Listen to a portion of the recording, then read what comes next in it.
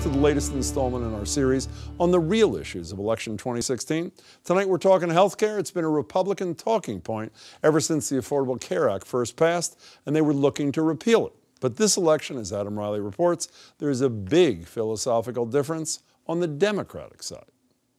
Hillary Clinton is pitching herself as a pragmatic progressive whose liberal impulses are leavened by a sense of what's actually possible. Case in point, health care. As Clinton tells it, the Affordable Care Act isn't perfect. I would certainly tackle the cost issues. But yes, we were going to have to figure out how to get more competition in the insurance market. But she insists it's the best system we can hope for. The Democratic Party in the United States worked since Harry Truman to get the Affordable Care Act passed. To which Bernie Sanders says, that is nonsense. 29 million people still have no health insurance.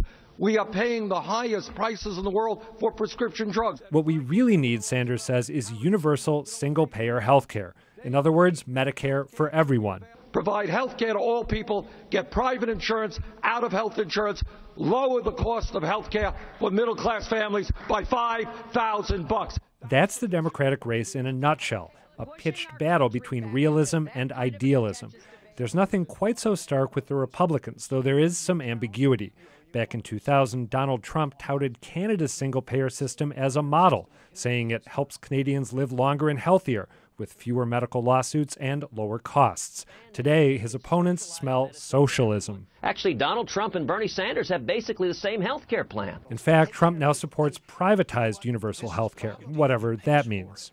The government's going to pay for it, but we're going to save so much money on the other side. But for the most part, it's going to be a private plan, and people are going to be able to go out and negotiate great plans with lots of different competition. And there, Trump sounds a lot like his rivals, most of whom want more competition and less government involvement. We have to get Washington out of the way, stop its micromanagement. We should allow individuals to control their health care dollars. There's one more GOP outlier. Ohio Governor John Kasich has been unapologetic about using the ACA to expand Medicaid in his state. The working poor, instead of them having come into the emergency rooms, we brought a program in here to make sure that people could get on their feet. But while that rhetoric could help in a general election, it might not help Kasich become the nominee.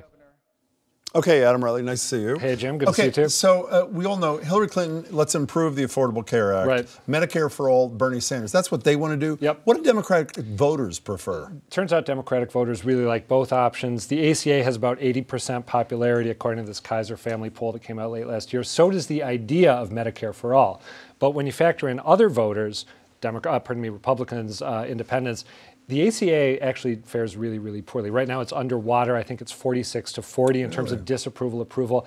6 in 10 Americans like the idea of Medicare for all, including, get this, 3 in 10 Republicans, which is a lot better than with the ACA. Again, it's a theoretical thing, but they're warned of it. So you could actually make a case that Sanders' pitch might play better in a general than Hillary's. Let's get back to Trump for a minute, as we always do. All roads Is his squishiness, using that word, on healthcare, was that part of the reason Cruz ended up beating him, do you think? I think it might have been part. There was this ad that a pro-Cruz super PAC ran right before the caucuses, warning voters about what it called Trump care. And there was a video of Hillary Clinton saying, we need to have universal health care. Then Barack Obama saying, we need to have universal health care. And then Trump saying, we need to have universal health care. Republicans aren't going to like hearing me say that, but there it is, and we're going to have the government pay for it.